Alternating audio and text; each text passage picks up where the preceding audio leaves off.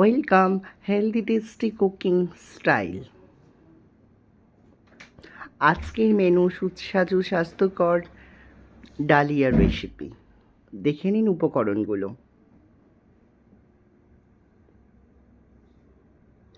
ওভেনটা অন করে প্রথমে কড়াইটা বসালাম, তারপর আস্তে আস্তে মুগের ডালগুলোকে দিয়ে দিলাম,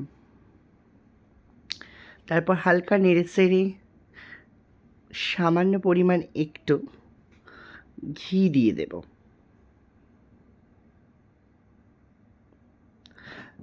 ঘি দেওয়ার পর হালকা করে নেড়ে নিলাম, ভাজা ভাজা টাইপের হয়ে গেল। দেখুন নাড়ছি, ভাজা ভাজা হয়ে যাওয়ার পর ডালিয়াটি দিয়ে দেব। ডালিয়াটি দিয়ে নেড়ে চেড়ে নিলাম। খুব সুন্দর করে নেড়ে চেড়ে নিতে হবে যেন পুরো মিশ্রণটি এক জায়গায় হয়ে যায়। তারপর একটা পাত্রে ঢেলে নেব, নিয়ে ভালো করে কড়াইটা পরিষ্কার করে নিয়ে দিয়ে দেব সামান্য পরিমাণ সরষের তেল। তারপর দিলাম লবঙ্গ, দালচিনি, এলাচ, তারপর তেজপাতা, শুকনো লঙ্কা দিয়ে ভালো করে নেড়ে নিলাম। দেওয়ার পর দিয়ে দিলাম সাদা জিরে,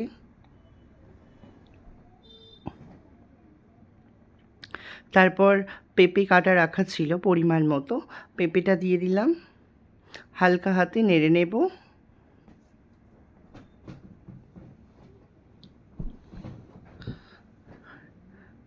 ভালো করে নেড়ে নেওয়ার পরে ওটাকে আমরা চাপা দিয়ে রাখবো। তারপরে ওই মুগের ডাল আর ডালিয়া মিশ্রণে ভালো করে জল ঢেলে সেদ্ধ করতে দেব। কাঁচা লঙ্কা দিয়ে দিলাম,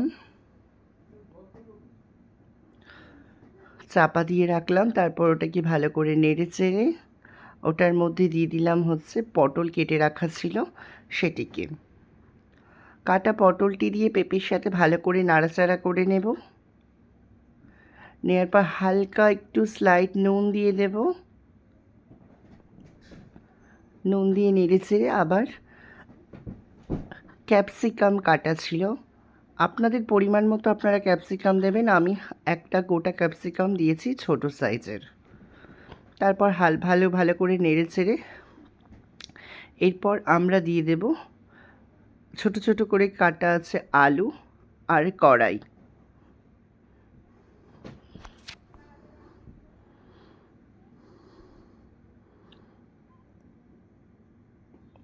হালকা করে চাপা দিয়ে দিলাম। দেওয়ার পর আবার একটু স্লাইড নুন দিয়ে চাপা দিলাম।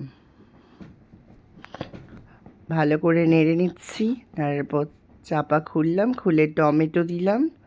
টমেটো দেওয়ার পর হালকা হাতে নেড়ে নেব, নিয়ে আবার স্লাইডভাবে নেড়ে চাপা দিয়ে দেব। দেখুন কি সুন্দর হয়েছে, হালকা হালকা সেদ্ধ হয়ে গেছে। তারপর ওটাকে আলাদা জায়গায় সরিয়ে আমি আবার ওই ডালিয়া আর ডালের মিশ্রণটি ভালো করে নেড়ে নিয়ে দেখলাম সিদ্ধ হয়েছে কি না। তারপরে আবার চাপা দিয়ে ভালো করে ফুটিয়ে নিলাম। ফুটিয়ে দিয়ে নেওয়ার পরে আবার চাপা দিয়ে দিলাম। এবার টকবক করে ফুটছে। আমরা ওই ফোটা দেখে নিলাম যে সিদ্ধ হয়েছে কি না। দেখলাম হালকা সিদ্ধ হয়ে গেছে। এবার করে রাখা ভাজা সবজিগুলিকে আমি ওর মধ্যে মিশ্রণ করে দিলাম। ভালো করে মিশিয়ে নেওয়ার পরে আমি কড়াই বসাবো। কড়াই বসিয়ে সরিষার তেল আর হালকা একটা শুকনো লঙ্কা কেটে আর সাদা জিরে ফোড়ন দেব। দিয়ে ভালো করে নাড়াচাড়া করে নেওয়ার পর দিয়ে দেব আদা বাটা, দিয়ে দেব দারুচিনি,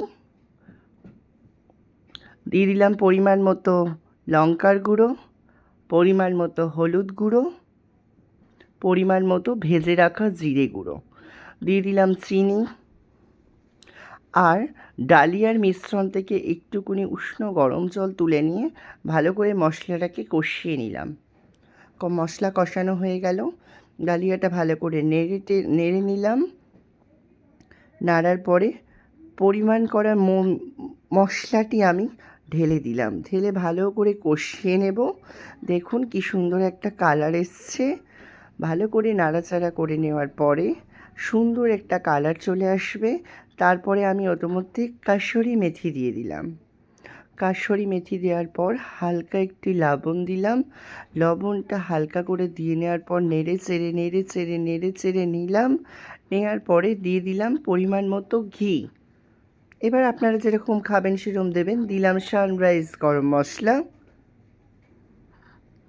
দেখুন বন্ধুরা কি সুন্দর একটা কালার এসছে। সুস্বাদু এই খাবারটি আপনাদের সকলের ভালো লাগবে।